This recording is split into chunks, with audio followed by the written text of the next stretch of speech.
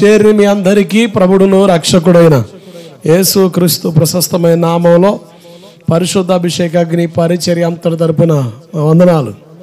వందనాలు. దేవుని సన్నిధి మనతో ఉండునుగాక. హల్లెలూయా. దేవుని వాక్య భాగంలోకి వెళ్దాం. పిల్లరా చూడండి, ధ్యాన భాగంలోకి వెళ్దాం. యెషయా పుస్తకం 6వ అధ్యాయం 2వ వచనం. శరాపులు నిలిచి 6 రెక్కలు ఉన్నాయి. 2 రెక్కలతో ముఖాన్ని, 2తో కాళ్ళను కప్పుకొనుచు 2తో ఎగురుతా ఉండేది. ఒక అద్భుతమైన, చాలా అద్భుతమైన సంగతులు ఈ వచనాల్లో ఉన్నాయి. దేవుని సింహాసనాన్ని ఎదుట దేవదూతలు ఉన్నాయి. వాటి పేరు శరాపులు, మహాదూతలు. మీకు స్క్రీన్లో కనబడుతుంది అనుకుంటే దూత. ఆ దూతకి 6 రెక్కలు ఉంటాయి. 2 రెక్కలతో ముఖాన్ని, 2 రెక్కలతో కాళ్ళను కప్పుకొని 2 రెక్కలతో ఎగురుతూ ఉంది. ఎందుకు అంత పెక్యులర్గా ప్రస్తావన చేయబడిందంటే, ముఖాన్ని ఎందుకు కప్పుకొని మనం కనబడకూడదు. మనం ఏం చేసినా దేవునికి మహిమ రావాలి. మనం ఏమి చేసినా, ఏమి ఇచ్చినా, ఏదైనా కానీ దేవుడికి మహిమ అంతే. మనకు మహిమను కోరుకోకూడదు. మన గొప్పల కొరకు ఏది చేయకూడదు. దేవుని మహిమ కొరకే చేయాలి. అది మరుగైన అనుభవం అని బైబిల్ సెలవిస్తుంది. 2 రెక్కలతో కాలు కప్పుకున్నాయి. నా ఇష్టం, నేను ఎలాగే ఉంటా, నేను ఎలాగే చేస్తా, అది చావాలి. భక్తిలో అది చావాలి. ఆ ఆలోచన చావాలి. మరి ఎవరిష్టం జరిగించాలి? దేవుని ఇష్టం జరిగించాలి. దేవుని చిత్తానికి అప్పగించుకోవాలి. 2 రెక్కలు ఎగురుతా ఉన్నాయి. ఏంటి ఆ విషయం? ఏంటి ఆ సంగతి? చెప్పగానే చెబుతున్న సంగతి ఏంటంటే, మధ్యాకాశంలో కడబోర శబ్దం వినబడినప్పుడు మనం కూడా పక్షిరాజుల రెక్కలు దాల్చి ఎగిరి వెళ్ళిపోతాము. దేవుడికి మహిమ కలుగునగాక. ఎగిరి వెళ్ళాలంటే యోబు 34:20 ప్రకారంగా బలవంతులే దైవికంగా కొనిపోబడతారని ఉంది. అంటే బలహీనులు దైవికంగా కొనిపోబడలేరు అన్న సంగతి అర్థం చేసుకోవాలి. ఏంటి ఈ బలం? తింటే వచ్చే బలమా, తాగితే వచ్చే బలమా, తేరగా తిరిగి వచ్చే బలమా? కాదు కాదు కాదు. ఆత్మ సంబంధమైన బలాన్ని గురించిన ప్రస్తావన బైబిల్లో ఉంది. ఎస్తేరు 10వ అధ్యాయం 2-3 వచనాల్లో మొర్దుకై బలమును గూర్చి అని రాయబడింది. ఎవరి మొర్దుకై? బెన్యామీను గోత్రికుడని చెరపట్టబడిన యూదుడే మనం చూసాం. బెన్యామీను గోత్రాన్ని గురించి చక్కని వివరణ మీకు ఇచ్చాను. వాళ్ళ గోత్రంలో వాళ్ళ గోత్రకర్త అయిన బెనోని కోసం తన తండ్రి అయిన యాకోబు చేసిన ప్రార్థన వల్ల ఈ బెనోని కాస్త దుఃఖపుత్రుడు కాస్త కుడి చేతి పుత్రుడిగా మార్చబడ్డాడు. నీ కొరకు ప్రార్థించే దైవజనుడు నీకు ఉండాలి. 2 మొర్దుకై బలం ఏంటి? ఎస్తేరు 2వ అధ్యాయం 20-21 వచనాలు. తన పనిలో నమ్మకత్వం కనపరిచాడు. తన నమ్మకత్వం బట్టి ఆ దేశపు రాజు ప్రాణాలు కాపాడబడ్డాయి. మనం చూస్తున్నాం కదా బైబిల్లో. సామెతలు 28-20లో నమ్మకస్తునికి మెండైన దెబ్బల దీవెల్లా కానీ అందరికి ఆశే. దెబ్బలంటే ఎవరికి కనిపయమే. నాకు కావాలంటే ఎవరికి దీవెళ్ళు? అక్కడ ఒక కండిషన్ ఉంది, నమ్మకస్తులకి అని. అన్నీ మనం అడిగే డైలాగ్. ఏ విషయంలో నమ్మకం ఉండాలండి? పౌలు పాస్టర్ గారు, తిమోతి పాస్టర్ గారు అన్నారు, అన్ని విషయాల్లో నమ్మకస్తులుగా ఉండాలి అని. బైబిల్ అంతటిలో 5 సంగతులు కనబడ్డాయి నాకు. మనం నమ్మకత్వాన్ని కనపరచవలసిన సంగతులు. ఒక వ్యక్తి మొదటిగా దేవుని ఎదుట నమ్మకాన్ని కనపరచాలి. ఈ వ్యక్తి రక్షణ కొరకు దేవుడు దైవ సేవకుడు వాడుకున్నాడు. డైరెక్ట్గా దేవుడే వచ్చి నీతో మాట్లాడు. దైవ సేవకుని ద్వారా, దేవుని మాటలు ప్రకటన ద్వారా నీలో రక్షణ కార్యం ప్రారంభించబడింది. అంటే నీ కొరకు ఏర్పాటు చేయబడిన దైవజనుడు, సంఘ కాపురి, ఆత్మీయ తండ్రి, సేవకుని ఎదుట నమ్మకస్తులుగా ఉండాలి. రక్షించబడిన మనల్ని గాల్లో వదిలేశాడా? లేదు లేదు లేదు, అట్లా రాదు. ఏదేని తొడలోకి ఆదామును చేర్చినట్టుగా, గాయపడిన బాటసారిని పోటకోలిన ఇంటికి చేర్చినట్టుగా దేవుడు మన ఒక సహవాసంలోకి చేర్చాడు. ఈ పరిశుద్ధ అభిషేక అగ్ని అనే సహవాసంలో దేవుడు నిన్ను చేర్చాడు. మందిరంలో నమ్మకస్తులుగా ఉండాలి. మరి నా మందిరానికి అలా వెళ్ళి వచ్చేది సరిపోద్దా? బైబిల్ చెబుతుంది, ఆయన భుజంపై రాజ్యభారం ఉంది. బృహత్తరమైన బాధ్యత దేవుడు మన అందరికీ ఇచ్చాడు. సేవకుడికే కాదు, ప్రతి విశ్వాసికి దేవుడు భాషించాడు. ఏంటి ఆ బాధ్యత? దేవుని పనిలో, పరిచర్లో పాలు పొందే బాధ్యత. 5 దేవుడు మన జీవనం కొరకు డబ్బులు ఇచ్చాడా? డబ్బులు ఇచ్చాడు. డబ్బులు ఖర్చు పెట్టే విషయంలో నమ్మకస్తులుగా ఉండాలి. కనుక మనం ఈ విషయాన్ని అధ్యయనం చేస్తాం. 4వ సందర్భాన్ని మనం చూసాం, పరిచర్లో నమ్మకస్తులుగా ఉండాలని. చూడండి, చాలామంది అంటారు, సేవ చేసేవాళ్ళండి పరిచయం చేసేది, మేము విశ్వాసులం, మాకేం పని అండి, మా పనులు మాకే సరిపోతున్నాయి, అసలు నేను చర్చికి రావడమే గొప్ప. ఏంటి? చర్చికి రావడమే గొప్ప? ఓయబ్బో, అసలు నాకు అసలు ఖాళీయే ఉండదండి. అసలు ఖాళీగా ఉండదండి. అసలు రెప్పపాటున అవకాశం చిక్కదండి. చర్చికి రావడం రికార్డు, అలా పరిచర్య చేయాలా, దేవుని పనిలో నా వంతు నేను కనబడాలా, ఇట్లా మాట్లాడేవాళ్ళు. అసలు పరిచర్య ఎందుకు చేయాలి? ఇర్మియా పుస్తకం 33:22 రాయబడిన సందర్భాన్ని బట్టి లేవి గోత్రాన్ని గురించిన ప్రస్తావనలో దేవుడు అంటారు, మనం పరిచర్య చేస్తే మన మీద పనిచేసే ప్రతి శపితమైన కాడి, పితరుల శాపం, నష్టం, నాశనాన్ని కలిగించే ప్రతి పరిస్థితి విడుదల పొంది మన తరాలు దీవించబడతాయి. దేవునికి మహిమ కలుగునుగాక. తరతరాల ఆశీర్వాదం మన కుటుంబాల మీద నిలబడుద్ది. నువ్వు చేసే పరిచర్య దేవుడు ఆయన లెక్కల్లోకి తీసుకొస్తాడు. నువ్వు గుప్పిలు విప్పినా, చిన్న పరిచర్యలో పాలు పొందినా ప్రతిదీ కూడా ఆయన జ్ఞాపకార్థ పుస్తకంలో రాయబడుద్ది. అక్కడ మనం వెళ్ళినప్పుడు దేవుడు మనకి బహుమానాలు ఇస్తాడు. వాని క్రియలు చొప్పున వానికి జీతం ఇస్తాడు. మనం చేసే క్రియ, పరిచర్య, ఆ పని మనకు జీతాన్ని, మనకి బహుమానం తీసుకొని వస్తుంది. కనుక బహుమానం పొందేవారిగా మనం పరిగెత్తాలి. బహుమానం పొందేవారికి మనం పరిగెత్తాలి. కనుక పరిచర్య చేసే ఓ శ్రేష్టమైన చక్కని ఛానల్ దేవుడు మనకి ఇచ్చాడు. అది చాలా చక్కని భాగ్యం. దేవునింట్లో పని చేయడం మనకు ఆశీర్వాదం. మనం దేవునింట్లో పరిచర్య చేసే వాళ్ళు ఉంటే మనకు దీవెన. మీరు జాగ్రత్తగా మనసు పెట్టండి. లేవి గోత్రం గురించి చాలా వివరాలు మీకు ఇచ్చాను. వీళ్ళ గురించి తండ్రి అయిన యాకోబు అంటాడు, వీళ్ళు శపించబడిన జాతి అన్నాడు. ఆత్మీయ తండ్రి, సంఘ కాపరి, సేవకుడు, పాస్టర్ గారు, మోషే గారు అంటాడు ద్వితీయోపదేశ కాండంలో లేవిని గురించిన ప్రస్తావనలో దేవుడిచ్చిన ఆధిక్యతను, దేవుడిచ్చిన అవకాశాన్ని లేవీయులు వాడుకున్నారు. నిజం. ఈరోజు చాలామంది దేవుడిచ్చిన అవకాశాలని సద్వినియోగం చేసుకోలేకపోతున్నారు. దేవుడు చాలా అవకాశాలు ఇస్తున్నాడు. బ్రతికున్నవంటి దేవుడిచ్చిన అవకాశమే. ఈరోజు ఆరోగ్యం ఉన్నవంటి దేవుడిచ్చిన అవకాశమే.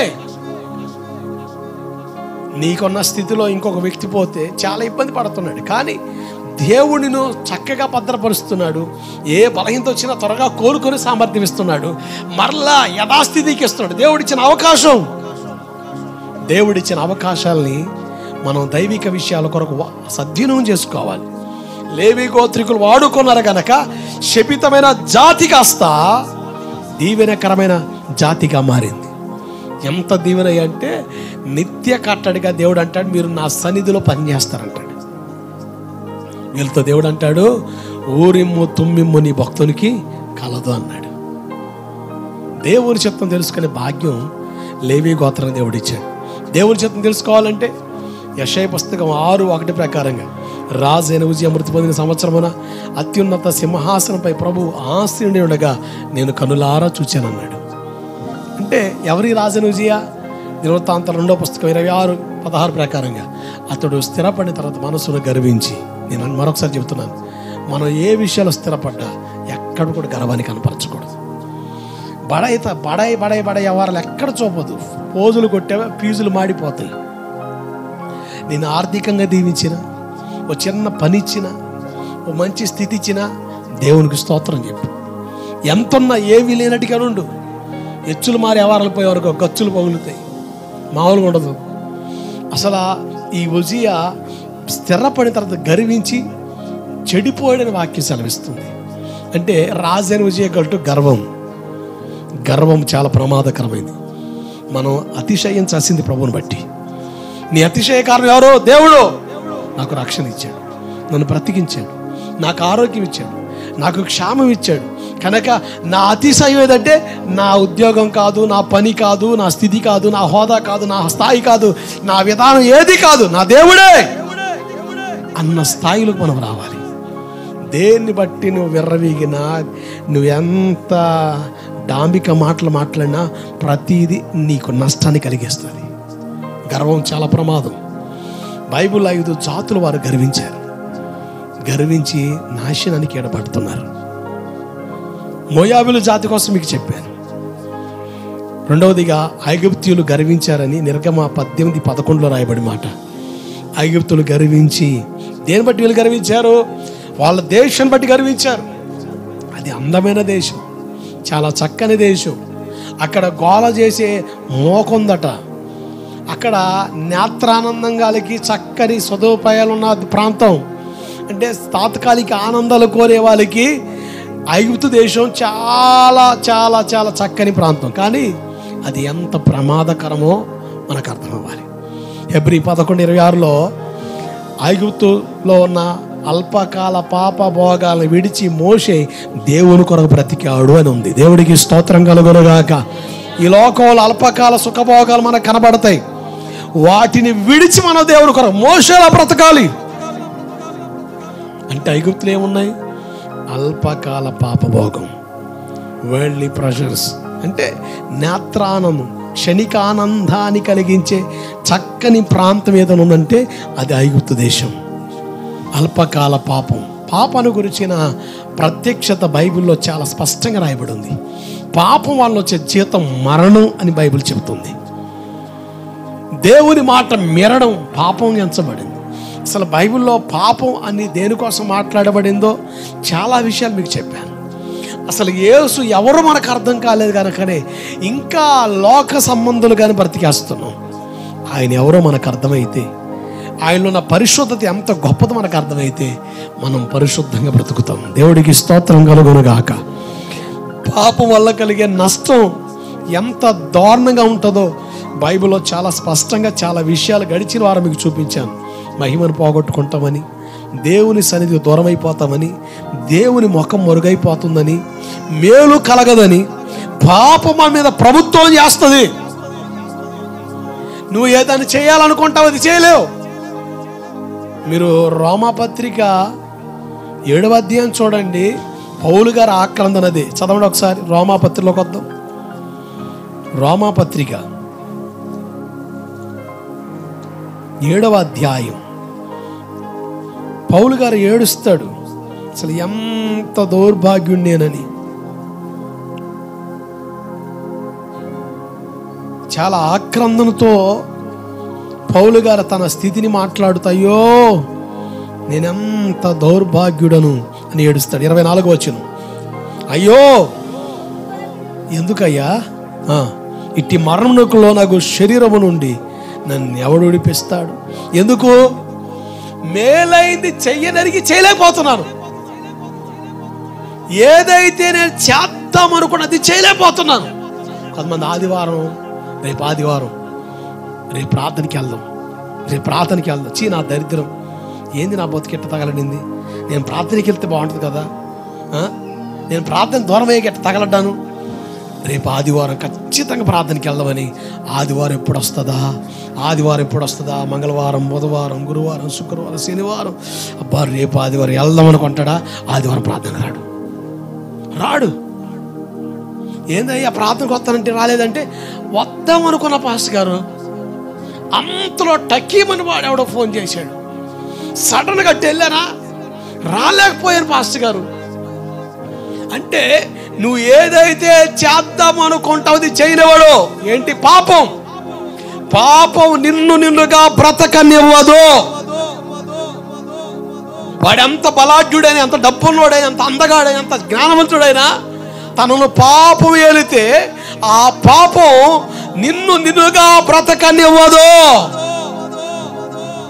అందుకనే మనిషి మృగంగా మారిపోతున్నాడు. కొంతమంది ఎంత దుర్మార్గం ఉన్నారంటే కన్న కూతుర్ని చెరిపి అంత దౌర్భాగ్య పరిస్థితి ఏందండి. తెలుసు అది తప్పు అని, అది పొరపాటు అని తెలుసు ఆ మనిషికి.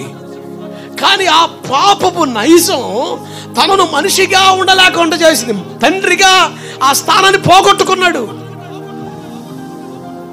అక్రమ జీవితాలకి, అక్రమ పోకళ్లకు మనిషి తావేయడం కారణం ఏంటి? పౌలు గారు ఆక్రమణది, ఎవరు నన్ను విడిపించగలరు? అయ్యో ఎంత దౌర్భాగ్యమై అంటే ఏడుస్తున్నాడు పౌలు. భలే మాట చెబుతాడు చూడండి ఒకసారి. 20వ వచన భాగం, 19, 18వ వచన భాగం నుంచి చదువుతాం. 18 నుంచి. నా యందు అనగా నా శరీరమందు మంచిది ఏది నివసింప దగదని నేను ఎరుగుదును. మేలైంది చేయవలన కోరిక నాకు కలుగుతున్నది, కానీ దాన్ని చేయుట నాకు నా వల్ల కావట్లేదండి. ఈ వ్యసనం మానుదాం అనుకుంటున్నాను, నా వల్ల కావట్లేదు. అంటే ఇతన్ని ఎవరు ఏలుతున్నారా అంటే పాపం ఏలుతుంది. బైబిల్లో రాయబడిన మాట యోహాను సువార్త 8:34లో పాపం చేయి ప్రతివాడు పాపానికి దాసుడే. మంచిగా ఆలోచిద్దాం అనుకుంటావు, నా చూపులు మంచిగా లేవు, అరే చెల్లి వరస అమ్మాయి చెల్లి కదా, నాకు చెల్లి సమానం కదా, ఆ పిల్లని చూసిన ఆలోచన ఎట్టొస్తున్నాయి, అట్లా ఉండకూడదు అనుకుంటాడా? ఆలోచనలు తనకు తెలియకుండా అతన్ని డామినేట్ చేస్తూ ఉంటాయి. అలాగే కదా అమ్నోను సొంత చెల్లిని జరిపాడు. అరే వాడితో ఫ్రెండ్షిప్ చేస్తే నా భక్తిని పాడు చేసుకుంటున్నాను, నా ఆధ్యాత్మిక స్థితులు మొత్తం పోతున్నాయి, నా ఫ్యామిలీ పరిస్థితులు మొత్తం తారుమారవుతున్నాయి, అసలు అటువంటి వాళ్ళతో సహవాసం చేయొద్దని బైబిల్ చెప్తుంది కదా, దుష్ట సాంగత్యం మంచి నడవని చెరుపుదని బైబిల్ చెప్తుంది కదా. కనుక అటువంటి సహవాసం నాకు వద్దు అనుకుంటావా, వాళ్ళతోనే తిరుగుతూ ఉంటావు. అంటే మనిషి ఆలోచిస్తున్నాడు, మంచి నా దేహంలో నివసించడానికి అవకాశం లేదు, అయితే నాకు మంచి చేయాలని ఉంది, వల్ల కావట్లేదు. అంటే అర్థం ఏంటి? నిన్ను పాపం నీ మీద ఏలుబాటు చేస్తుంది, నేను కంప్లీట్గా పాపం. ఇప్పుడు నువ్వు పాపం నుండి బయటికి రావాలి అంటే, పాపపు నియమం నుంచి బయటికి రావడానికి నీకు తోడ్పడే ఓ చక్కని నియమం ఉంది బైబిల్లో. 8వ అధ్యాయం అదే ప్రస్తావన. 7వ అధ్యాయం మధ్యలో నుంచి పౌలు గారి ఏడుపు, నేను మంచిగా ఉందాం అనుకుంటున్నాను, నేను నీతిగా ఉందాం అనుకుంటున్నాను, ఫలాంది చేయకూడదు అనుకుంటున్నాను, నాకు తెలియకుండా అలా చేస్తున్నాను. కొంతమంది చూడండి, రే సౌండ్ చేయకంటే చెబుతావా, టబ్బి కొడతావా, సరే సరే, మళ్ళా కాసేపటికి వాడి తెలియకుండా చేయి కదులుతూ ఉంటుంది, వాడి తెలియకుండానే అరే వద్దన్నారా, నాకు కూడా వద్దనే ఉంది, కానీ తెలియకుండా నా చెయ్యి కదులుతూ ఉంది. అటెళ్తే పనికి మాల వ్యవహారాలు చిక్కుతానని తెలుసు, కానీ నీకు తెలియకుండా నీ కాళ్ళు అలాగే పోతాయి. మీరు గమనించండి, కొంతమంది నేత్రానందంగాళ్ళు ఉంటారు. ఏ ఆనందంగాళ్ళు? నేత్రానందంగాళ్ళు. ఇప్పుడు ఆడపిల్లలు నీటికి బయలుదేరి వెళ్తున్నారు అనుకోండి, వీడి వీడు పోతున్నాడు, వాళ్ళని దాటుకుంటాడా, సొత్తడా ముందర వచ్చేది చూసుకోవాలి వద్దా, సొడ్డా అలా పోతాడా, సరే ఏం అడ్డు రాలేదు కానీ బాగానే పోయాడు, మరి చూశాడుగా, మరి ముందుకెళ్ళిపోవాలిగా, పోకుండా మళ్ళీ ఇలా వెనక్కి తిరుగుతాడు. తెలియకుండానే వాడికి తెలియకుండా ఇలా తలకాయ తిరుగుద్ది. అంటే అర్థం ఏంటి? నీకు తెలియకుండానే నిన్ను ఏదో కంట్రోల్ చేస్తుంది. మీరు బైక్ డ్రైవ్ చేస్తున్నారుగా, సైకిల్ తొక్కుతారుగా, ప్రతి బండికి బ్రేక్ లేకపోతే జరిగేది ఏం చెప్పండి. ఇప్పుడు బండి చేసిన బ్రేక్ వేయలేదనుకో, బ్రేక్ ఇవ్వలేదనుకోండి, ఏం జరుగుద్ది? పోయి గుద్ది అవతల మీద పడ్డమేగా, సత్తే చచ్చారు, తర్వాత సంగతిగా. బ్రేక్ లేదుగా. అంటే ఒక పరికరాన్ని చేసే వ్యక్తి ప్లస్ మైనస్ 2 పెడతాడు. దేవుడు మన దేహాన్ని చేశాడు, ఉద్రేకం ఆలోచనలు దేవుడు ఎలా పెట్టాడో అలాగే వాటిని కంట్రోల్ చేసి బ్రేక్ కూడా పెట్టాడు మనలో. దానికే ఏమని పేరంటే ఆశా నిగ్రహము. దేవుడికి స్తోత్రం కలుగునగాక. ఆశా నిగ్రహం అని బ్రేక్ వేసాడు, అది ఉంది నీలో కనుక దాన్ని అప్లై చేయి, దాన్ని వాడు. ఇప్పుడు బ్రేక్ కాలు కాడ ఉందండి, ఇంకో పక్కన చేయి కడతాడు. ఇప్పుడు సడన్గా స్పీడ్గా వెళ్తున్నాం, వెంటనే గేర్ క్లోజ్ చేసి 5లో 6లో వ్యక్తి గేర్ క్లోజ్ చేసుకొని వచ్చి బ్రేక్ ఎత్తి అంత స్పీడ్ అయినా కాస్త స్లో అయ్యి కాస్త ఆగుద్ది. వీడు గేర్ క్లోజ్ చేయడు, కంగారులో సడన్గా బ్రేక్ వేస్తాడు, అంతే సర్ర జారి అసలు వాడు తగలకుండే వాడిని తగిలి పడతాడు. కంగారు, టెన్షన్ మనలో కూడా జరుగుతుంది, అదే నీ దేహంలో కూడా జరుగుతుంది. అదే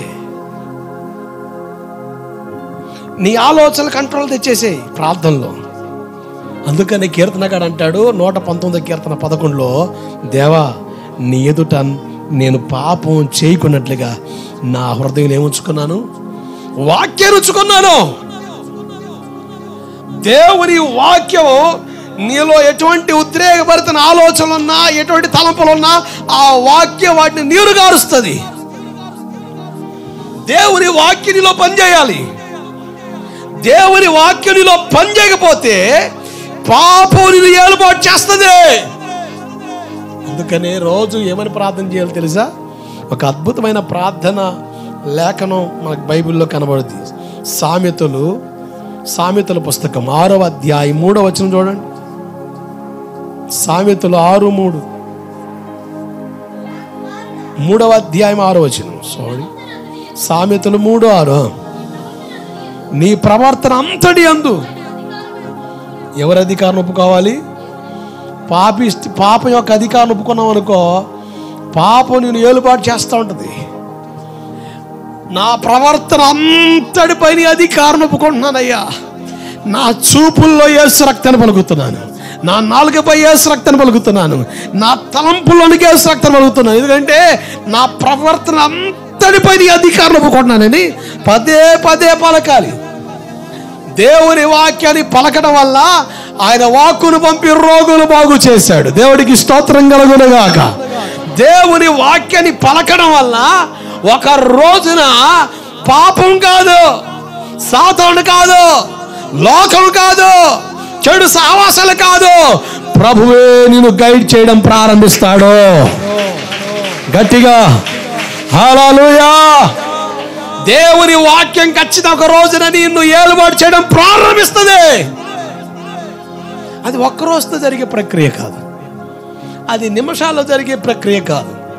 నువ్వు పలికే కొలది మనం తవ్వే కొలది ఎట్లా కొంత లోపలికి వెళ్తుందో అట్లాగే మనం ఆ వాక్యాన్ని పలికే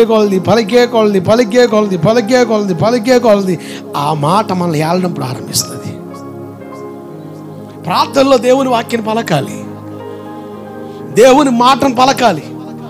దేవుని శక్తిని మనం పలకడం వలన మన మీద మన దేహాలు ఏలే ఆ పాపిష్టి నియమం, ఆ నైజం తొలగి దేవుని ఆత్మ మనల్ని కంట్రోల్ చేయడం ప్రారంభిస్తాడు.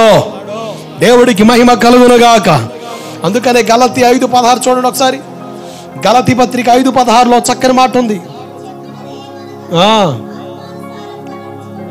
ఆత్మానుసారంగా నడుచుకోండి, అప్పుడు మీరు, అసలు అద్భుతమైన మాట, ఆత్మానుసారంగా నడుచుకోండి అప్పుడు మీరు శరీరేచ్ఛలు నెరవేర్చరు. నువ్వు దేవుని వాక్యాన్ని పలికే కొలది ఆ వాక్యం నిన్ను ఏలుబాటు చేయడం ప్రారంభిస్తుంది. పరిశుద్ధాత్ముడిని నడిపిస్తాడు. ఖచ్చితంగా దేవుని ఆలోచన నీకు అందుద్ది. యేసన్న గారితో దేవుడు అన్నారు, నువ్వు పెళ్లి చేసుకోకుండా సేవ చేయమని. వెంటనే దైవజనుడు అయిన యేసన్న గారు ప్రార్థనలో ప్రభుని అడిగిన మాట ఏంటంటే, ప్రభా ఇది పాపిష్టి లోకం, ఈ పాపిష్టి లోకంలో ఒంటరిగా సేవ చేయడం అంటే నిందలు, ఎక్కడో ఒక చోట బలహీనపడడం, ఇవన్నీ జరుగుతూ వస్తాయి. మరి నీ కొర నేను యోగ్యంగా బ్రతకలేను కదా అని ప్రభు సమ్ముఖంలో ప్రాధేయపడుతూ ప్రార్థన చేయగా ప్రభు కొన్ని సలహాలు చెప్పాడు. నువ్వు స్త్రీతో మాట్లాడేటప్పుడు ముఖం చూడవద్దు. అసలు వాళ్ళతో మాట్లాడడానికి ఆప్షన్ తీసుకోకు, అవసరమే లేదు. స్త్రీని ముట్టకుంటే మేలు అని బైబిల్లో ఉంది. అసలు వాళ్ళతో మాట్లాడడానికి, వాళ్ళతో టైం స్పెండ్ అవసరమే లేదు. ఎవరిని వస్తే సేవకుడు కనుక కొన్ని అవసరాలు చెప్తారు కనుక వాళ్ళతో పిచ్చి మాటలు మాట్లాడుతా, పిచ్చి కోతల కొత్త, ముసిముసి నవ్వులు అవుతా, ఏకాకలు పగపగలో ఈ కాదురా నాయనా.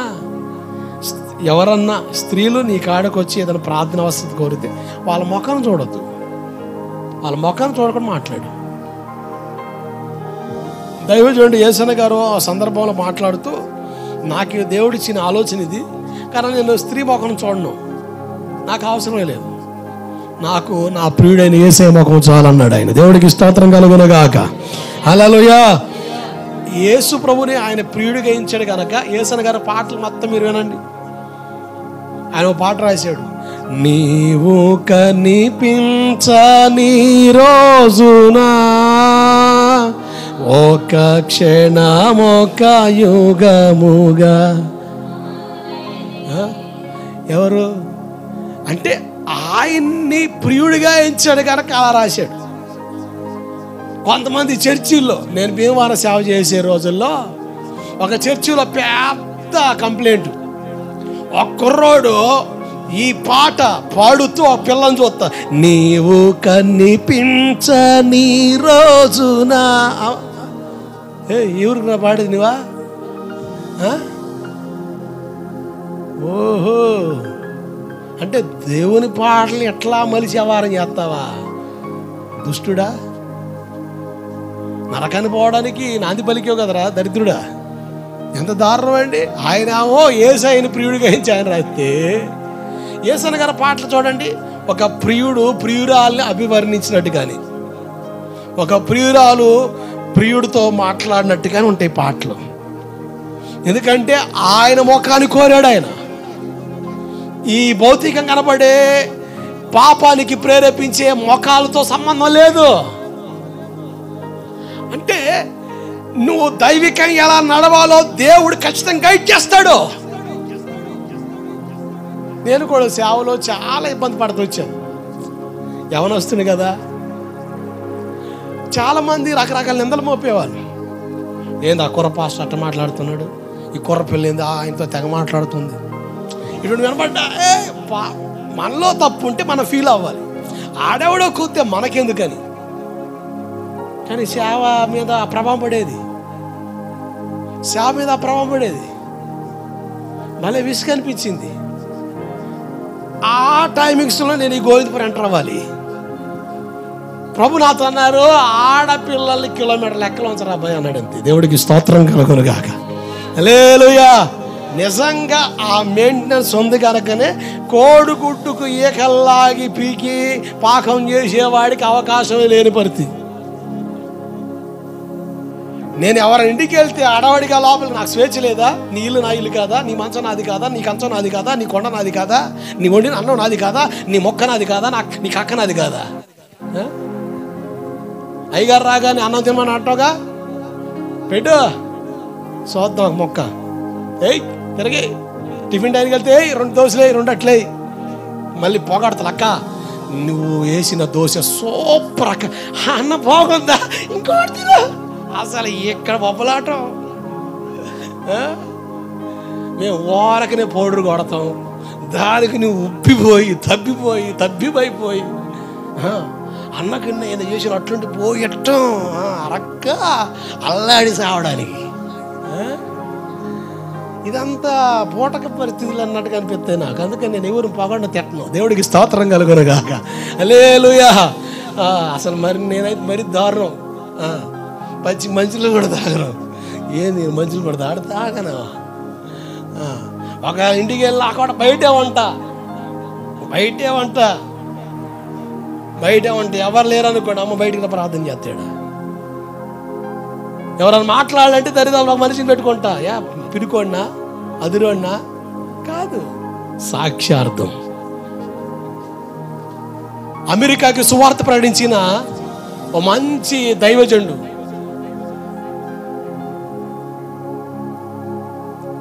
అసలు అంతర్జాతీయ సువార్థికుడిగా ఆయన సువార్త ద్వారా ఏ ఏరియాకి వెళ్ళి ఎవరో ఒక రక్షణ పొందిన వాళ్ళే. బిల్లీ గ్రహం 90 సంవత్సరాల వయసు, 99 సంవత్సరాలకి ఆయన ప్రభు దగ్గరికి వెళ్ళిపోయాడు. 90 సంవత్సరాల వయసు. ఆయన కాడ మేనేజర్ ఒక అమ్మాయి ఉంది, యవనస్తురాలు, నిండు 25 సంవత్సరాలు. ఈయన ఆఫీస్కి వెళ్ళగానే మొత్తం ఈరోజు ఈ పలానా అని చెప్పి ఆమె డేట్స్ ఇచ్చిన వాళ్ళు వ్యవహారాలు చెబుతుంది. ఆయన ఆఫీస్కి రాగానే ప్రార్థన చేసుకుంటాడు, బైబిల్ చదువుతాడు. పిలవగానే ఆ పాప లోపలికి వచ్చింది. లోపలికి అడవుడికి వచ్చినప్పుడు ఆ డోర్ క్లోజ్ అయ్యింది, కాస్త క్లోజ్ అయ్యి ఉంది.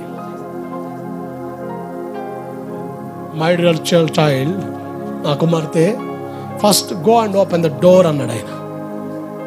ఆమె అనుకుందంటే ఈయన ముసలాయన కదా, 90 సంవత్సరాలు కదా, నేను 10 సంవత్సరాలు కదా, ఎవడేమనుకుంటాడు ఆమె అనుకుంది. తండ్రి సమానుడు కదా, తాత వయసు. కానీ ఈయనంటాడు first go and open the door, then you can speak with మీ.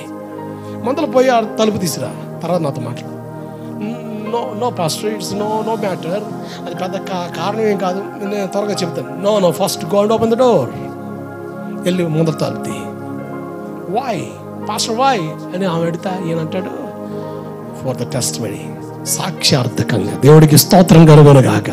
సాక్ష్యార్థకంగా ఉండడం కొరకు తలుపు తీసిరా ముందర. అంటే మనం జాగ్రత్తగా బ్రతకాల్సిన సమయాలు ఇవి.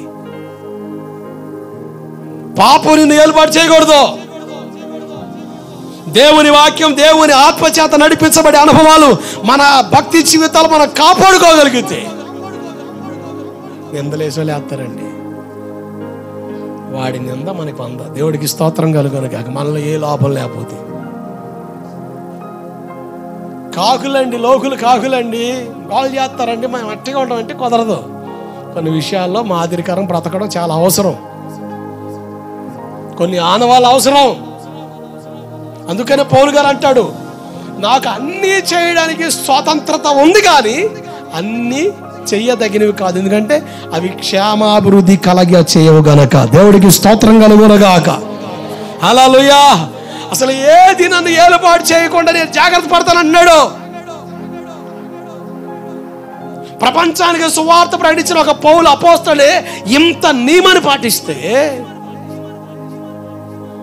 రోమా 7వ అధ్యాయంలో ఆక్రందన, అయ్యో మంచి నాలో లేదు, ఇలా ఉందామనుకుంటే వల్ల కావట్లేదు అని గగ్గోలు పెట్టి ఒక పౌలు అపోస్తలుడు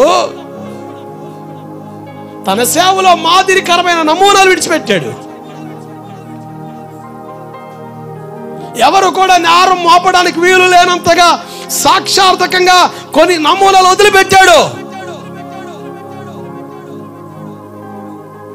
బైబిల్ చెబుతుంది పాపం మన మీద ప్రభుత్వం చేయకూడదు, ప్రభువే మనల్ని ఏలునుగాక.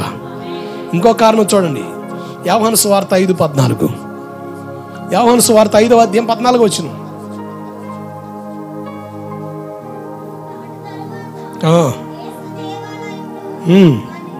వాడిని చూచి, ఇదిగో స్వస్థత పొందావు, మరెక్కువ కీడు కలగకుండా ఉండునట్లు ఇక నువ్వు పాపం చే, డోంట్ సిన్ నో మోర్. మరలా పాపం చేయొద్దు. ఇదే ప్రభు వ్యభిచారంలో పట్టబడిన స్త్రీతో మాట్లాడుతూ అంటారు చూడండి, యోహాను సువార్తలోనే 8వ అధ్యాయం, యోహాను సువార్త 8వ అధ్యాయం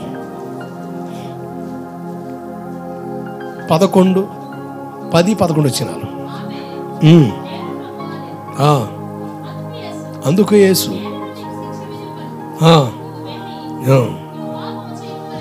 ఇక నువ్వు పాపం చేయొద్దని ఆమెతో చెప్పాను. అమ్మా, ఆయన పలకరింపు చూడండి, అమ్మా. అమ్మ అన్న పదంలో చాలా విలువ ఉంది.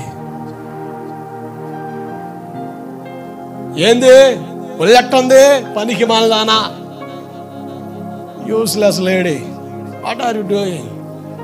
సొసైటీకి ఆటంకం కలిగించే నీ దరిద్ర పనులు మానుకో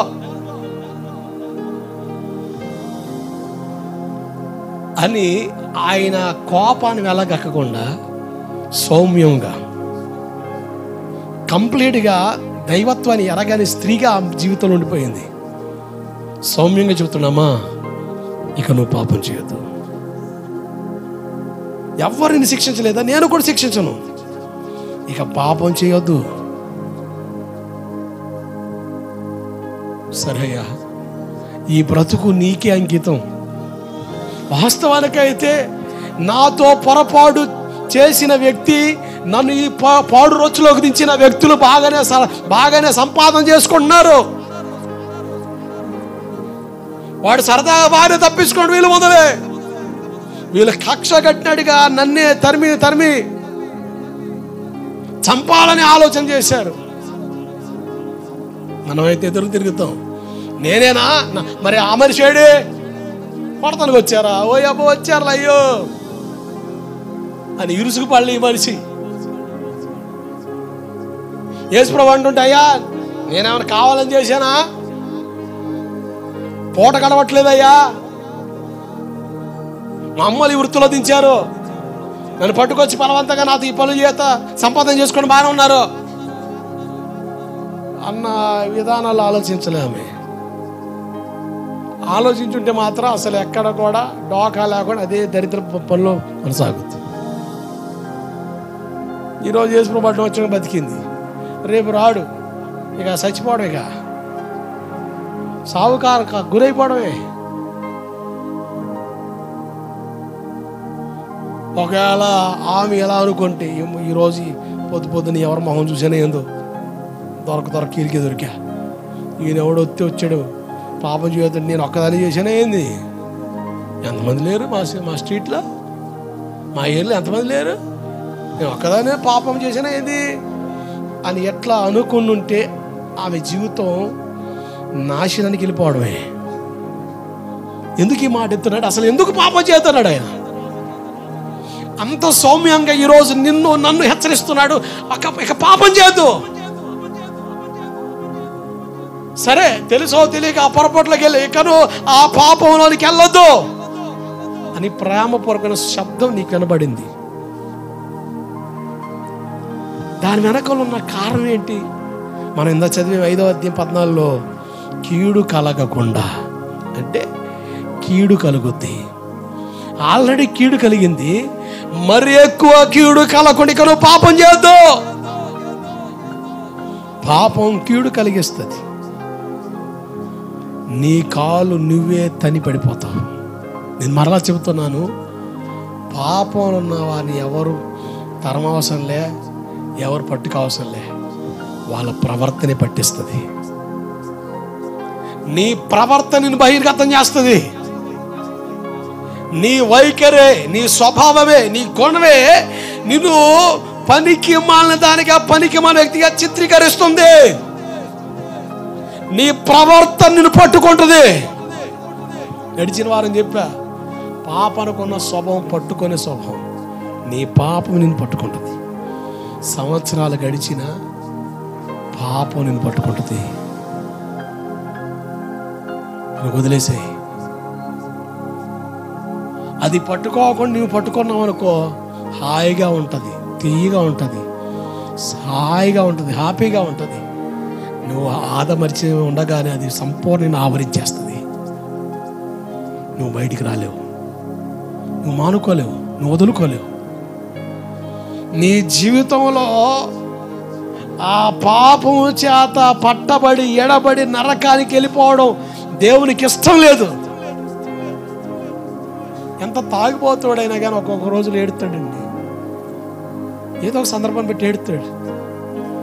మనిషిగా పుట్టిన ఎంతటి దుర్మార్గుడికైనా ఒక రోజున మంచి మనసును దేవుడిస్తాడు, ఏడుస్తాడు. నేను అంటాను, అరే ఈ పాపం మానలేకపోతున్నానే, రే నా కర్మట తగలడిందే, నా తలరాత నా బొతికెట తగలడిందే అని మానసికంగా నలిగిపోయే కంటే నేను అంటాను, దేవుని దగ్గరేడు. ఎవరు విడిపించగలరు? Who can give the deliverance? ఎవరు నీకు విడుదలగలరు? ఏ అధికారి, ఏ చదువు, ఏ జ్ఞానం, ఏ ఏ ఏ ప్రాంతం నీకు విడుదలగలదు? ఎక్కడ కొన్ని విడుదల పొందలేవు, యేసు తప్ప. ఎందుకయ్యా అంటే పాపాన్ని జయించిన పరిశుద్ధుడు ఎవరున్నారంటే ఆయన యేసు ప్రభువు వారు ఒక్కరే. గట్టిగా చప్పలు కొడుతూ స్తోత్రం చెబుదాం. హల్లెలూయా. ఆయన ఒక్కడే నీకు పరిష్కారం ఇవ్వగలడు. తాగుబోతులు మారుతున్నారండి. బట్టీసీ అన్న ఆయన సాక్ష్యం విననుండి ఉంటారు. ఈరోజు అరుణ్ కుమార్గా మార్చబడి దేవుని చేతులు చక్కగా వాడబడుతున్నాడు. పిచ్చ తాగుబోతుడు. ఈరోజు తాగుబోతులు పక్కన కనబడితే వాంతులు. ఒకప్పుడు తెల్లారితే దాంతో మొహం కడుక్కునే పరిస్థితి. ఇంటికి వచ్చే దాఖలా లేదు. ఆడతొనడమే. అయ్యా బయట ఏదో మాటలను పడుతున్నాయి, నాకు వినాలి.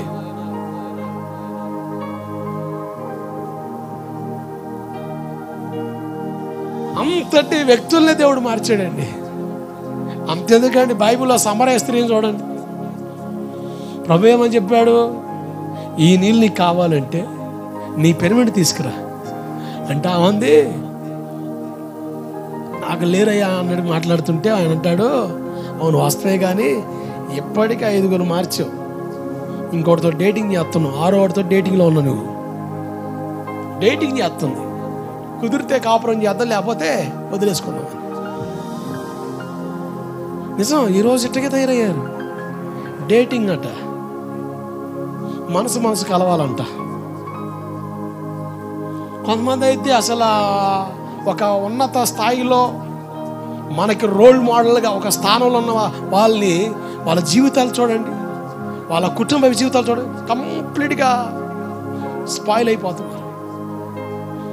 బహిర్గతంగా వచ్చి మాకు మనసు కథలు కలవట్లేదు, కుదరట్లేదు, కానీ మాకు కాపురం చేయగా ఈ 2 సంవత్సరాలు ఒక బాబు పుట్టాడు, సరే మేము ఇట్లా మనసు కలనప్పుడు ఎందుకులే అని విడిపోతున్నాం, నేను ఇంకో అమ్మాయిని తగులుకున్నాను, ఈ అమ్మాయి ఇంకోటి తగులుకుంది, మేమందరం హ్యాపీగా ఉన్నాం అని వాళ్ళే బహిర్గతంగా స్టేట్మెంట్ ఇస్తున్నారండి. దరిద్రులు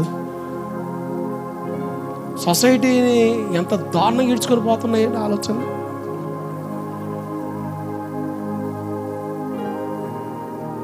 మరి విచక్షణ జ్ఞానం లేని పరుతుల మనిషి వెళ్ళిపోతున్నాడు. ఆమె అంటాడు, ఇప్పుడున్న వ్యక్తిని నీ పనివిడి కాదులే తీసుకురా అనగానే ఆమె ఆశ్చర్యపోయింది. ఏమంటే ఎన్ని సంవత్సరాలు భక్తి చేసి ఉంటుంది సమరయ స్త్రీ, ఎన్ని గంటలు ప్రసంగం చేసి ఉంటాడు ఆయన? మా అయితే 20 నిమిషాలు అనుకుందాం, 20 నిమిషాలు. ఆ 20 నిమిషాల మాటలకే ఆమె ప్రతిస్పందించి ప్రభావితం చెంది ఆమె కొండను విడిచి ఆ దరిదాపులున్న గ్రామానికి వెళ్ళి, నాతో మాట్లాడింది మెస్సయ్య కాడా, నేను చేసినవన్నీ నాతో చెప్పింది ఆయన మెస్సయ్య కాడా అని చెప్పగానే ఊరోళ్ళు మొత్తం ఆశ్చర్యపోయారంటే, అంటే ఆమె నడక, మాట, వైఖరి, తీరు, వస్త్రాధరణ మారింది. వస్త్రాధరణమో చండాలంగా ఉండేది. ఈ పిల్ల బావి కాడిపోతుంటే రేపో మాపో పగిడితేనే ముసలోడు కూడా ఆ టైపులో మేకప్ దక్కాయి. కానీ ఎప్పుడైతే మాట్లాడిందో అసలు ఏడకాడికి ముడుచుకొని పెట్టిన చీర మొత్తం ఇది నుంచి మొత్తం సక్కరం కట్టి ఈ పిచ్చి మొత్తం తీసేసి సింపుల్గా ఆమె ఈ పిల్ల ఏందిరా అట్ట, వామో ఏంది ఇది, ఏరా పోయే కాలం వచ్చింది రా మనకందరికీ, ఏంది ఈ పిల్ల ఏంది ఎట్లా ఉంది అసలు, ఈ పిల్ల సోకులు, ఈ పిల్ల విధానాలు అమ్మో మామూలు కాదు కదా, పద్ధతి కలిగిపోతుంది అది. అందరు హవాక్కు అసలు ఏంది అసలు ఆ మాటలు విని స్పందించి ఏసై కాడికి వచ్చి అంటారు, అమ్మా నువ్వు చెప్పిన దాన్ని బట్టి కాదు, మేమందరూ చెబుతున్నాం, ఈయన చూసి ఈయన మాటలు విని, ఈయన లోక రక్షకుడు, దేవుడికి స్తోత్రం కలుగును గాక, ఈయన లోక రక్షకుడు, ఈయనొక్కడే పాపులను రక్షణలోకి తీసుకురాగలడు. ఒక సమరయ స్త్రీ 20 నిమిషాలు ఆయనతో మాట్లాడిన ఆ మాటలకి అంత మార్పు అయితే, ఇన్ని సంవత్సరాలు దేవుని దగ్గరికి వస్తున్నావు, ఎన్ని ప్రసంగాలు నువ్వు విన్నావు, ఎన్ని సంవత్సరాలు దొరికిపోతున్నాయి. అందుకని అదే ఆ రోజుల్లో ఈ విశ్వాసులు పోకడ చూసి ఒక చరణం నేను అదనం గడిపా, ప్రార్థన మాని పనికి పోకుమా. ఏంటి ప్రార్థన మాని? పనులు అసలు లేవండి, ఇప్పుడే లైట్కి స్టార్ట్ అయినాయి, అసలు ఇంట్లోకి అలవట్లేదు, చాలా అప్పులు ఉన్నాయి అని తిప్పలు తెచ్చుకోవడానికి తిరగబడిపోతున్నాం. ప్రార్థన మాని పనికి పోకుమా. ఒకవేళ పనికి పోయిన తర్వాత ఏదైనా ప్రార్థనకు వస్తే అలసిపోయి నిద్రపోకుమా. ఎంతసేపు ఉంటున్నావమ్మా? తెల్లవారులు ఉంటున్నావా? 4-5 గంటలు ఉంటున్నావా? ఈడిస్తే అంతే గంట. మహాభక్తులకు శుభవార్త. ఆశీర్వాదం ఏమివ్వాలో వాళ్ళు అర్థం కాని సమయంలో వచ్చేస్తారు వాళ్ళు. గాడ్ బ్లెస్సింగ్స్ అన్నట్టుగా లాస్ట్ ముగింపు ప్రార్థనకు వచ్చేస్తారు వాళ్ళు. మరి ఆ టైంకి వచ్చి కూడా టకీమని నిద్రపోతున్నాం అంటే నీకేం చెప్పాలి? అంత అలసడా? అలసిపోయి నిద్రపోకుమా, ప్రభు రాకడ సమీపించగా, ప్రభు కొరకు నీవు నిలవవా.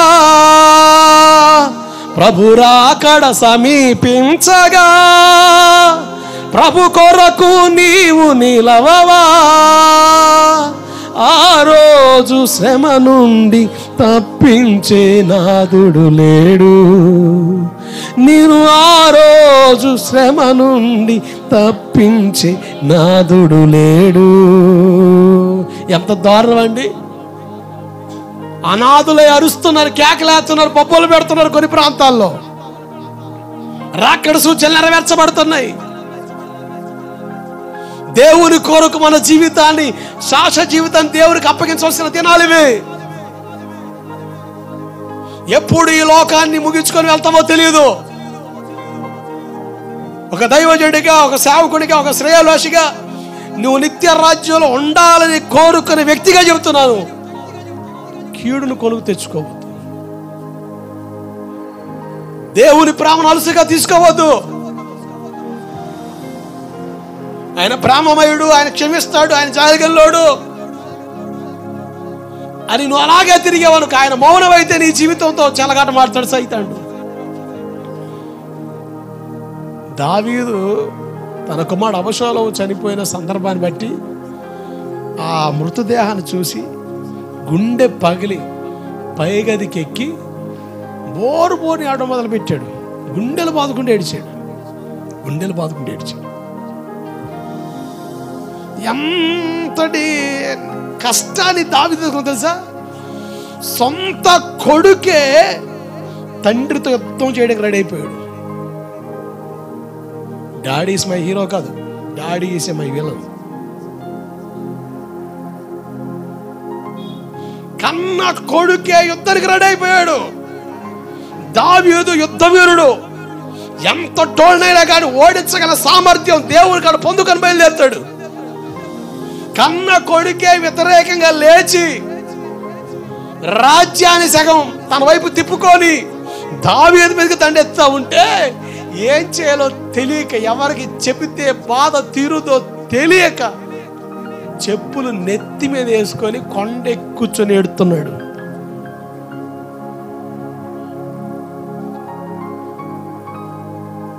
కన్న కొడుకు కన్న కూతురు చనిపాడు.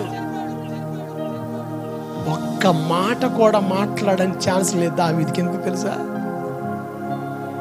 ఒకవేళ దావీదు రే అమ్మనాను కడుపు కానందని దరిద్రుడు, రే చెల్లిరా ఆరోగ్యం బాగలేదంటే అన్నం వండి పెట్టడానికి పంపిస్తే ఆ పిల్లని చెరువుతావా? దుర్మార్గుడా, నిన్ను చంపిన పాపం తెరదరా అన్నాడే అనుకో, అమ్మును ఏమన్నా తెలుసా? నువ్వేమన్నా తక్కువ తిన్నావా డాడీ? నువ్వేమన్నా నేను ఇంట్లో ఉన్న వస్తువునే పట్టా, నువ్వు పక్కోడు వస్తువు పట్టుకున్నావు కదా, మరి నువ్వు ఎంత ఎంత ఎంత ఎంత ఎంత ఎంత ఎంత దిగజారు నువ్వు అన్న మాటలు అంటారామని భయంతో అసలు ఏం చెప్పాలో తెలియక సగం చచ్చాడు దావీదు.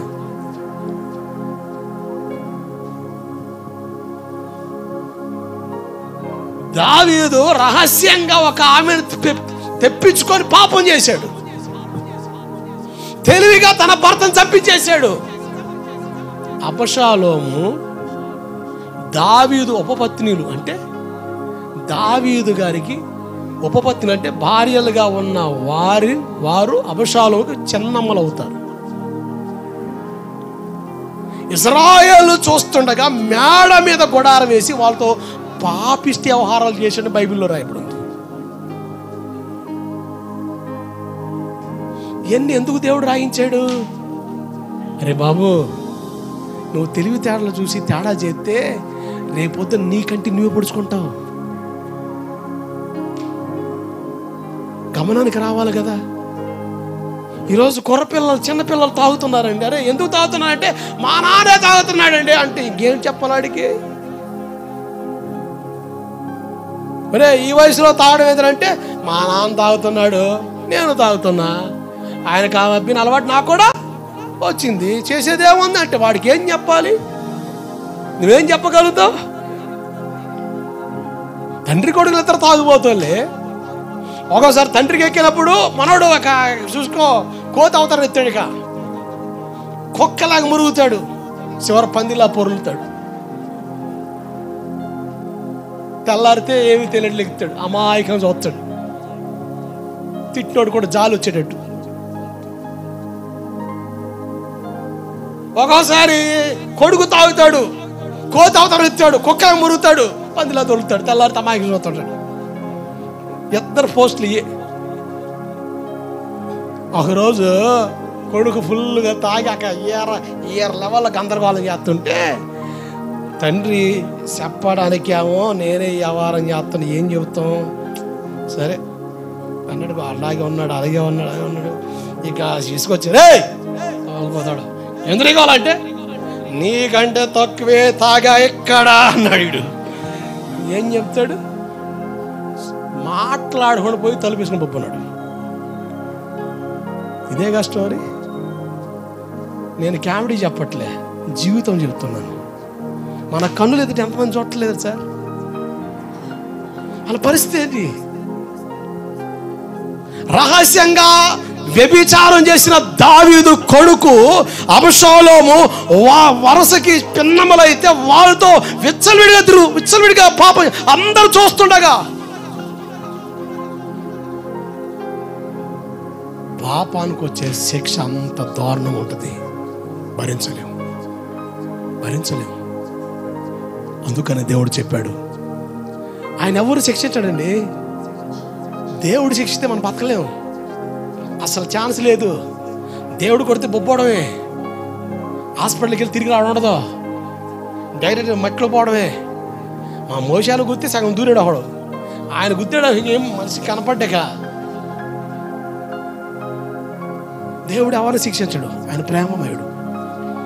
నువ్వు చేసే పాపమే దాని ప్రతిఫలం శిక్షార్థంగా మారి నీ జీవితాన్ని నాశనానికి ఏడుస్తుందని, నువ్వు నరకానికి పోతావని దేవుడు తన పోలికనిచ్చిన మనిషిని చూసి దేవుడే తల్లడిల్లిపోయి ఆయనే నరం తరగి వచ్చేసాడు. ఎవ్వరూ చేయలేని గొప్ప త్యాగం ఆయన చేశాడు. ఆయన చేసిన త్యాగమే, ఆయన పొందిన కొరడా దెబ్బలే మన దేహానిలే పాపం నుంచి అణువాలు నేలుతున్న పాపిష్టి నైజు నుంచి విడిపించగలం. ఆయన ఆశ్రయించు. తాగుబోతోడిని గుడికాడ తీసుకేవో ప్రమాణాలు చేస్తారంటగా, వాడిని దేవుడి మీద చేపెట్టించి చెప్పరా అంటే వాడు వడుకుతున్నాడు. అప్పటికే నాకేసాడు ఫుల్గా, ఆడే పట్టుకుపోయారు. కనీసం అట్టకన్నా మారుతారేమో. కొంతమంది ఏమో అయ్యగారు ఈ పనికి మళ్ళీ ఎవరు ఈ రొచ్చు నేను మానలేకపోయినా బాప్తిజం ఇచ్చేసాయి, సగం తాగి బాప్తిజం ఇచ్చేసాయి, రేపటి నుంచి నేను పాతనికి వస్తా. ఏది రే వచ్చేది? మమ్మల్ని చాలా అప్పగించడానికా? సంఘం మీద బురద తేవడానికా? అయ్యారో రేపటి నుంచి ఈరోజు రచ్చ, రేపు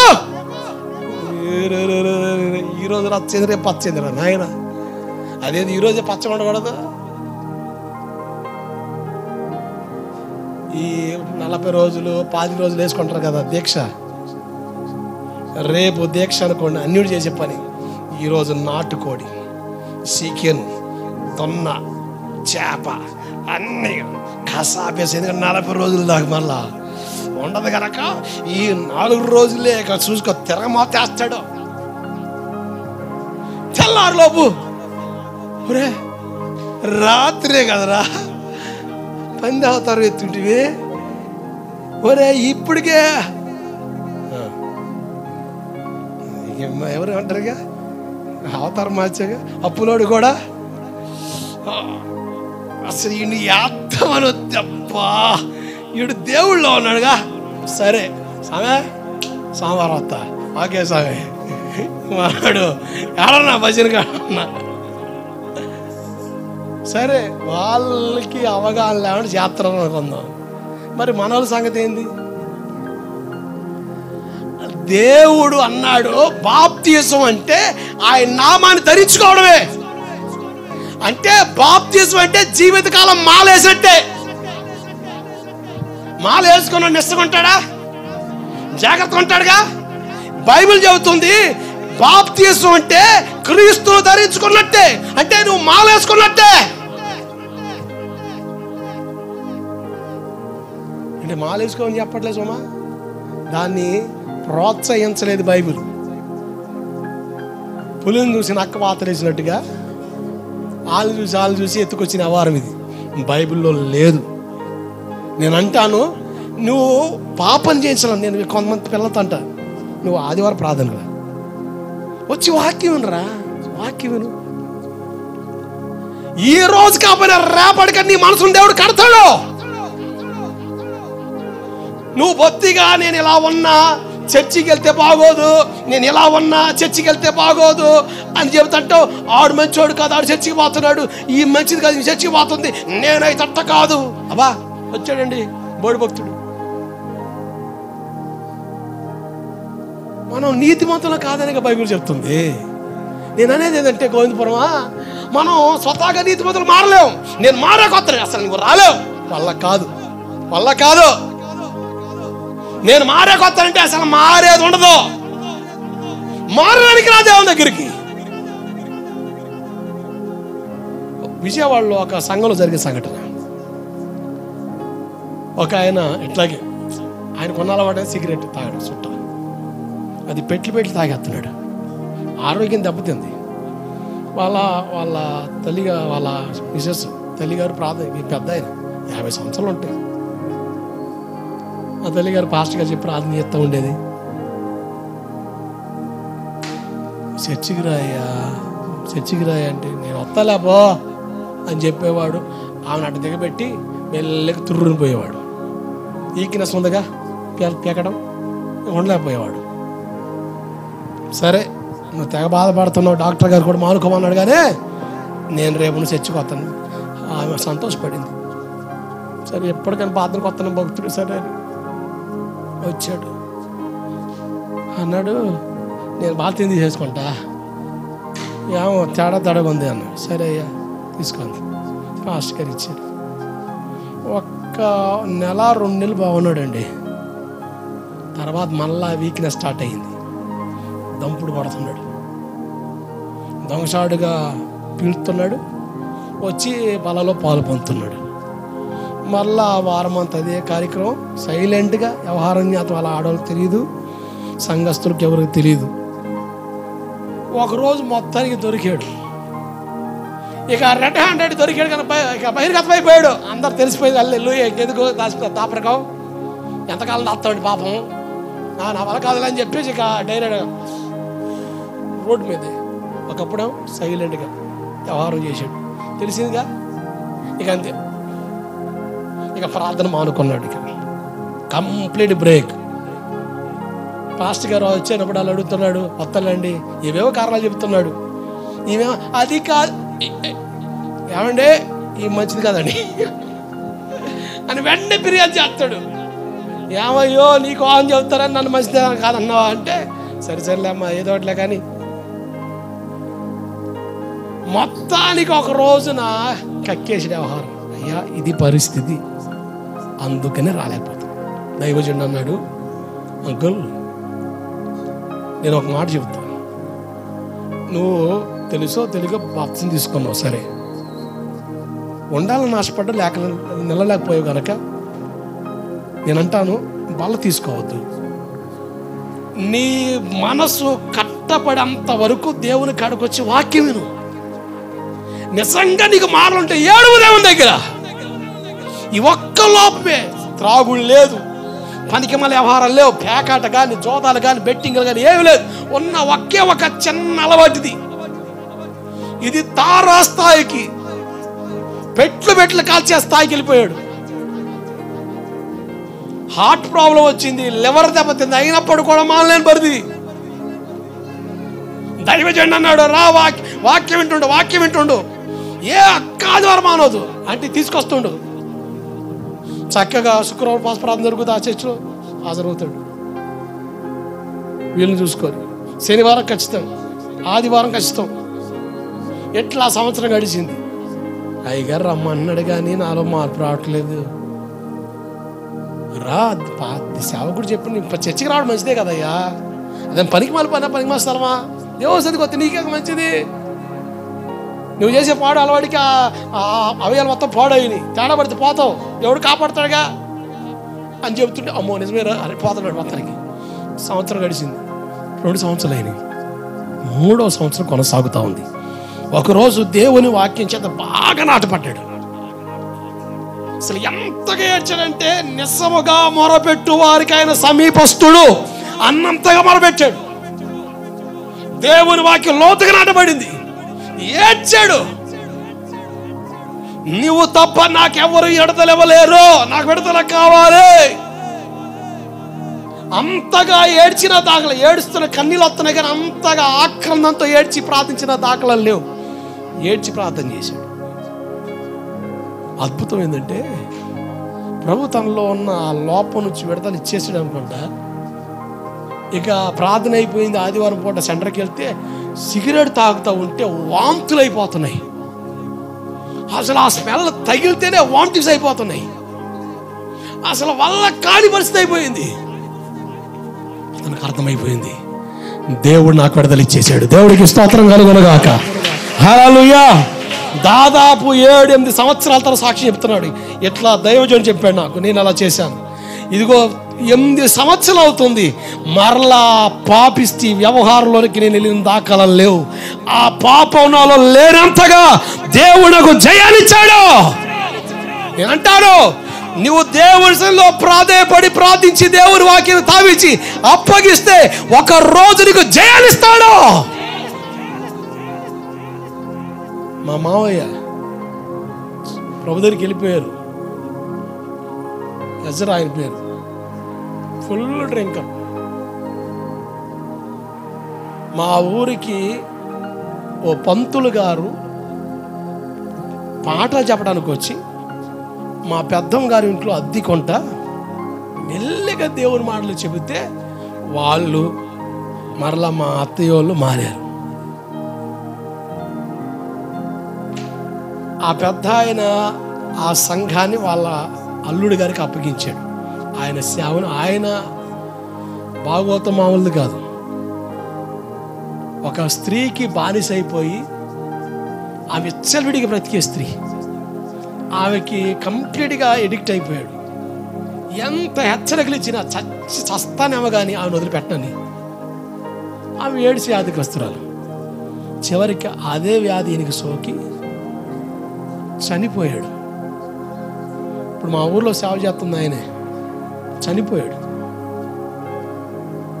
పెద్దమని ఒక ఊర్లో ఒక తల్లి గారు ఆశీర్వాదమ్మ గారని ఆ మంచి ప్రార్థన పొర్రాలు, పెళ్లి చేసుకోలేదు.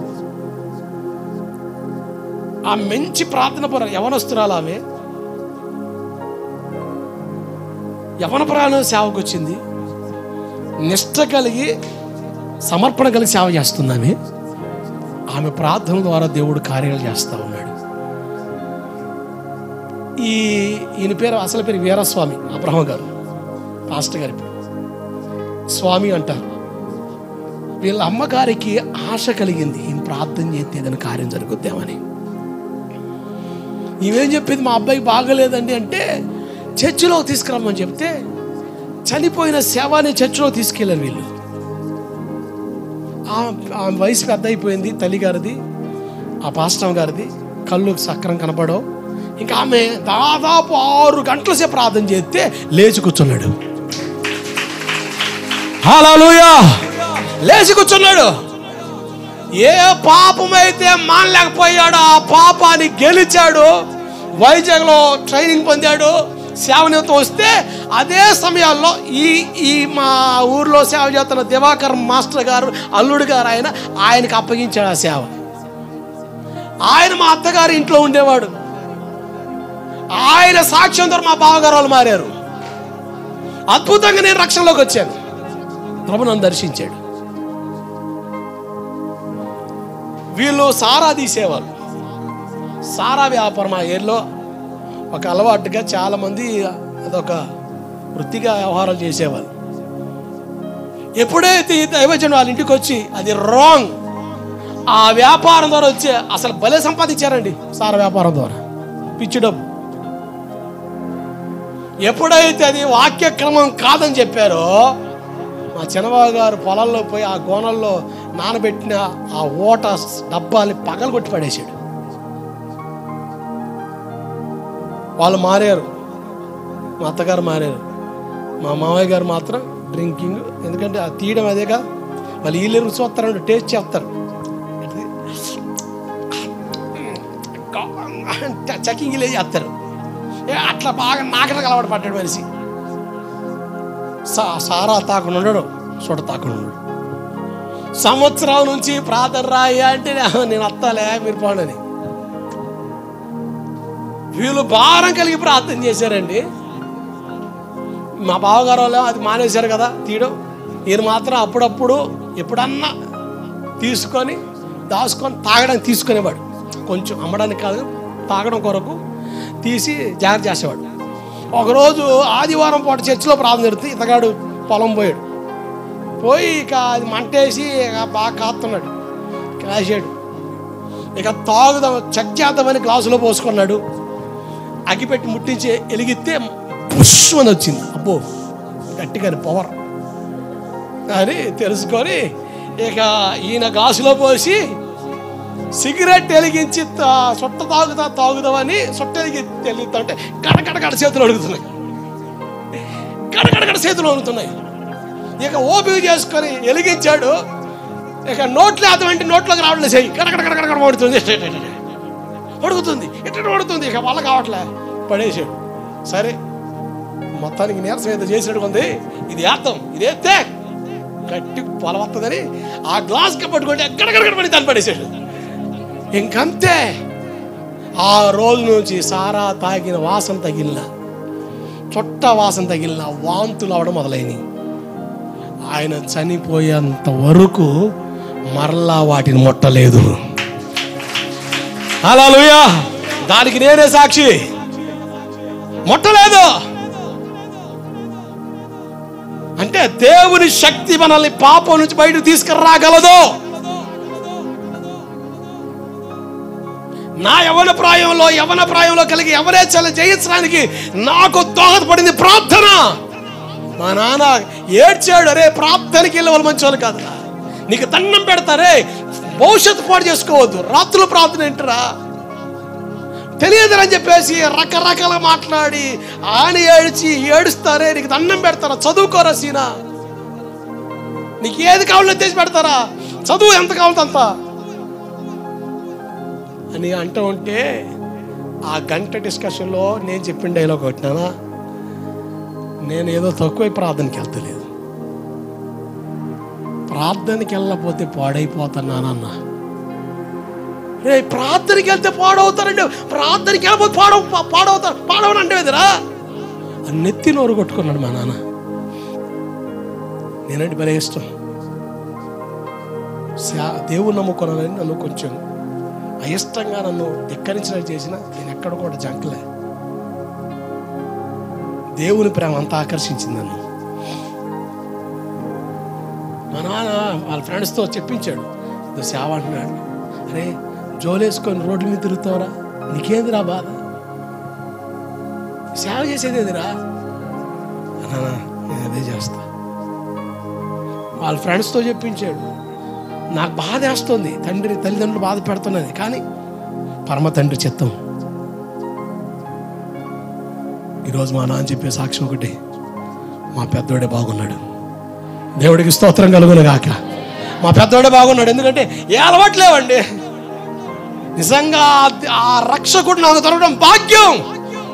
నేను చాలాసార్లు ఆలోచించి ఏడుస్తా. నిజంగా యేసును నమ్ముకోకపోతే, ఒకవేళ చదివి ఉద్యోగం చేసినా వచ్చిన సంపాదన దేనికో దానికి తగలబెట్టేవాడినేమో, ఏ వ్యసనానికి తగలబెట్టేవాడినేమో, ఏదో ఒక పిచ్చికి నేను తగలబెట్టేవాడినేమో. ఒకవేళ చదువు సంధ్య లేకుండా మా నాన్న ఒక రాజకీయవేత్త కదా, నేను కూడా ఎవరిలో తిరుగుంటే నేను అనుకుంటా కన్నాపురం సెంటర్లోనే నా జీవితం తగలబడిపోయేదేమో. థాంక్ గాడ్, దేవుని కృప. నిజం, నేను చాలాసార్లు దాన్ని బట్టి స్తుతిస్తాను దేవుణ్ణి. నిజంగా ఈయన నాకు దొరకకపోతే నా జీవితం ఏంటి? ఆ యేసు నీకు 2011లో దొరికాడు. ఆయన ఎవరో విన్నావు, కానీ ఆయన నీకు దొరికిన సంవత్సరం 2011. ఈ దౌర్భాగ్యుడిని గారు పంపాడు. ఆయన రక్షణ సువార్త నీ చెవిని పడింది, విన్నావు, దేవుడు పిలిచాడు, బాగు చేశాడు. నేను చెప్పగలను, ప్రతి ఇంట దేవుడు అద్భుతం చేశాడు. ఆ రోజు జనాలు బ్రహ్మరథం పట్టడానికి ఒకటే కారణం తెలుసా? నేనేదో పెద్ద పోటుగాడని కాదు, ఆయన చేసిన కార్యాలు. దేవుడికి స్తోత్రం కలుగునుగాక. హల్లెలూయా. చాలా మంది అండి దెయ్యాలు బట్టి ఎంతమంది పొద్దుపడి నాకు తెలుసు, ఎప్పటికి మర్చిపోను ఆ సంవత్సరాన్ని. ఎవరెవరింటికి వచ్చి నేను ప్రార్థన చేసి నాకు గుర్తు. ఆ గ్రౌండ్ లో ప్రార్థన చేస్తాడు, ఎంతమంది దేవుడు తాకాడో, ఎంతమంది దేవుడు పేరు పెట్టి పిలిచాడు నాకు తెలుసు. I know everything. దేవుడు నిన్ను ప్రేమించాడు. నిజంగా చెప్తున్నాను, ఆయన తొలగడం ధన్యమండి. నేను చివరికి చెప్తున్నా, Christian life is a happiest life. అంతే. నీ భార్య పిల్లలతో సంతోషం ఉండగలుగుతావు, నువ్వు ఆనందంగా బ్రతకగలుగుతావు. లోకంలో లేదు ఆనందం, లోకపోకళ్ళ ఆనందం లేదు. అది నష్టమే, దుఃఖమే, బాధే.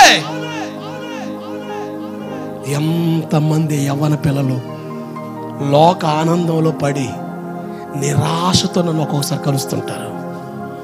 నేను వాళ్ళతో చెప్పే మాట ఒకటే, ప్రార్థనకు రారా, నీకు దండం పెడితే ప్రార్థనకు రారా, ప్రార్థనకు రా, దేవుని దగ్గర రా, దేవుడు బాగా చేస్తాడు రా. నేను మరి కూడా చెప్తా, ఆదివారం తెల్లవారుజామున ఎందుకు ప్రార్థన పెడుతున్నా? 11 గంటలు పెడితే నాకు సరదాగా హ్యాపీగా, ఎప్పుడో 9 గంటలు లేచి సరదాగా హ్యాపీగా స్నానం చేసి 11 గంటలు హల్లెలూయా ఆమేన్ అంటే అయిపోతుంది కదా. 3 గంటలు పెడితే తెల్లవారుజామున కోటం పెడతాను మీ కొరకేరా.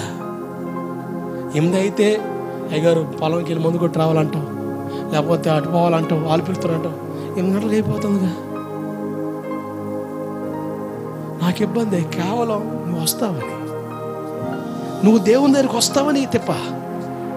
ఈ ప్రయాస అందరూ వస్తే నాకేదో సంద బాగా వస్తుందన్న అసలు ఆలోచన నేను చచ్చేదాకా నా మనసులో ఒక రాకుండును గాక. ఎందుకంటే నా ఆస్తినివే, ఆస్తినివే. నువ్వు యోగ్యంగా ప్రతి ఒక్క రూపాయి నీ చేతులు మిగులుతుంది సార్. ఎంత డబ్బులు దారపోసావు పాపిష్టి వ్యవహారానికి, చెడు సహవాసాలు పట్టి ఆరోగ్యం పాడు చేసుకుంటున్నావు, ఆర్థికంగా ఇబ్బంది పడుతున్నావు, కుటుంబంలో సమాధానం లేదు. ఏ రోజుకి ఆ రోజే ఎత్తుకులాడాల్సి దేవులాడాల్సి వస్తుంది. దేవుడు మిమ్మల్ని ఆర్థికంగా కూడా బలపరిచాడని నాకు తెలుసు. నేను వచ్చిన కొత్తలో ప్రారంభ దినాల్లో గోవిందపురం చూసినప్పుడు కొన్ని కుటుంబాలు గడవడానికి కూడా కష్టం. కానీ ఈరోజు నిన్నే ఒక వ్యవసాయదారుడిగా, ఒక ఆశీర్వాదకరంగా దేవుడు మార్చాడు. హల్లెలూయా. నువ్వు దీవించబడాలి, దాని కొరకే నన్ను పంపాడు. భౌతికం కాదు, ఆత్మ సంబంధంగా కట్టబడు, దేవుని చేత పట్టబడి నీ జీవితాన్ని అప్పగించు. You will be the testament to God. నువ్వే సాక్ష్యం చెబుతావు. ఒకప్పుడు వ్యర్థంగా డబ్బులు పెట్టాను సార్, ప్రశాంతం. ఈరోజు ఏ పూట కాపోటకి చక్కగా తినగలుగుతున్నాను, ప్రశాంతం సార్. నేను మరలా చెబుతున్నాను, ఆయన దొరకడం మనకి భాగ్యం. దాన్ని దౌర్భాగ్యం చేసుకోకండి. పాపం కీడు కలిగిస్తుంది. రోమా 6:23 ప్రకారంగా పాపం మరణానికి అప్పగిస్తుంది మనల్ని. ఎప్పటికైనా చచ్చిపోతామండి, కానీ అసలైన మరణం నరకం. రెండవ మరణం అది అగ్ని ఆరుదు పురుగు చాదు, అక్కడి వెళ్ళకూడదు. దాని కొరకు యేసయ్య సిలువ రక్తాన్ని కార్చాడు. నీ భార్య కూడా త్యాగం చేయదు, నీ భర్త కూడా ఇంతగా ప్రేమించలేడేమో, నేను కూడా ఇంతగా ప్రేమించలేను ఒక సేవకుడిగా. ఆయన ప్రేమ ముందు ఏ ప్రేమ కూడా సరి రాదు. పిచ్చిగా ప్రేమిస్తున్నాడు మనల్ని. ఆయన మనసంతా నువ్వే, కానీ నీ మనసులో ఆయనకి స్థానం లేదు. అవసరాన్ని బట్టి ఆయన ఆలోచిస్తున్నావు. అవసరం తీయగానే ఆ వస్తువులే పక్కన పెట్టేస్తున్నావు. అది ఎంత దుఃఖమో తెలుసా దేవునికి? నిన్ను ఎవరైనా అవసరాన్ని బట్టి వాడుకొని అవసరం తీరగానే అసలు లెక్క లేకుండా తిరిగితే నీకు ఎంత బాధ. అన్నం తినలేవు, నిద్ర పట్టదు. మరి దేవుడు కూడా మనకులాంటి వాడే కదా, మనకులాంటి మనసు కలిగినోడేగా. కష్టం వస్తే దేవుడు దగ్గరికి వస్తున్నావు, దేవుడు జారి చూపించి బాగు చేస్తున్నాడు. మరలా ఎదవి తిరిగితే ఆయన ఎంత బాధపడతాడు. మరణానికి అప్పగించబడకూడదు అంత దేవుని ఉద్దేశం. భౌతిక మరణం కోసం దేవుడు చెప్పట్లే, నీ ఆత్మ నిత్య నరకానికి వెళ్ళకూడదు. ఇక్కడ చాలా కష్టాలు పడుతున్నామండి, ప్రశాంతత లేదండి, నెమ్మది లేదు. రోజు అడుగు అడుగున కష్టాలే, దినదిన గండం నూరేళ్ళ ఆయుష్. చచ్చేంతవరకు ఈ కష్టాలు తీరవు, ఈ బాధలు తీరవు. మరి చనిపోయిన తర్వాత ప్రశాంత దేవుడితో ఉండాలిగా నువ్వు. మరి ఆయన్ను కూడా పోగొట్టుకొని నరకని పోయి యుగ యుగాలు అగ్ని ఆరదు, పురుగు సావదు, పళ్ళు కొరకడ, వేదన, దుఃఖం, బాధలు ఉండిపోతావా? నేనంటాను, ఒక మనిషి చనిపోయినప్పుడు తన ఇంటి వాళ్ళు అతను అత్యవసర వ్యక్తి అనుకోండి, గుండెలు బాదుకుని ఏడుస్తారు.